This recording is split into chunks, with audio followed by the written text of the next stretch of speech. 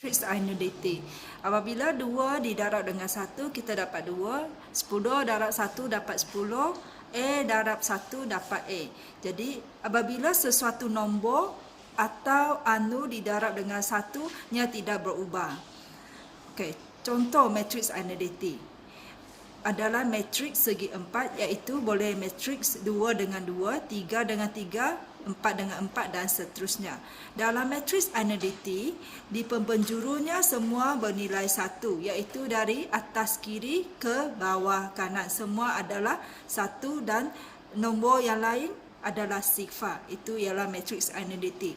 Jadi apabila suatu matriks didarab dengan matriks identity, makanya tidak berubah sebab matriks identity bagaikan 1. So, ini adalah hasilnya. Apabila matriks A didarab dengan matriks identity dan matriks identity didarab dengan A, hasilnya adalah A. Maksudnya tidak berubah. Contohnya, apabila A didarabkan dengan matriks songsangannya, ia akan menghasilkan matriks identity. Dalam contoh, katakan 3 didarab dengan songsangannya 3 kuasa negatif 1, maka 3 darab 1 per 3, kita dapat 1. Itu contoh yang berkaitan. So, seterusnya untuk matriks songsang. Jika A mempunyai unsur A, B, C, D, maka matriks songsangnya, ini rumus yang akan diberi ialah 1 per AD tolak BC. Dan A dan D itu bertukar tempat, B dan C kekalkan tempat dan ditambahkan dengan negatif. Dengan keadaan AD tolak BC tak sama kosong, penentunya, ini adalah penentunya tak sama dengan kosong. Sebab di dalam pecahan, jika penyebutnya kosong, maka pecahan itu tak tertarikh.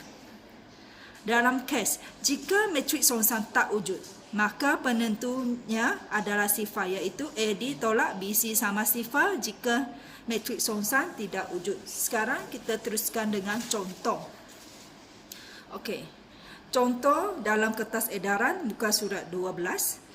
Okey, sebelum kita tentukan dia matriks songsang wujud atau tidak, kita cari penentunya. Sebelum cari penentu, kita namakan unsur dalam itu A, B, C, D dahulu.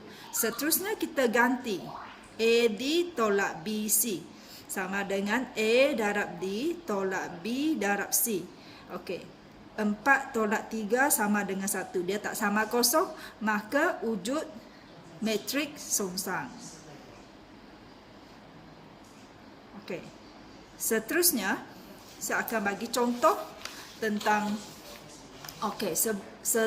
untuk muka surat 13 ada kesilapan, so ini abaikan untuk muka surat 13. Muka surat 14. Okey, untuk cari songsangan, katakan ini A, B, C, D. Songsangannya adalah 1 per AD tolak BC. A dan D bertukar tempat, B dan C kekalkan tempat, kita tambah negatif. Jadi, untuk songsang 1 per 7 darab 8 darab 3 tolak 2 darab 7, tukar tempat 3, 8, B dan C kekal tempat, kita letak negatif depan. Sama dengan 1 per, ini 24 tolak 14 adalah 10, 3, negatif 2, negatif 7, 8. Okey, anda boleh darab masuk atau kekal macam ni. Kalau darab masuk, kita dapat 3 per 10, negatif 7 per 10, negatif 1 per 5. Ini adalah 4 per 5. Kalau darab masuk, mesti dipermudahkan. Jika tak darab masuk, biarkan macam itu, boleh juga. Okey, seterusnya, contoh yang seterusnya. Apabila didarab dengan matriks identity ini, jika kita nak cari N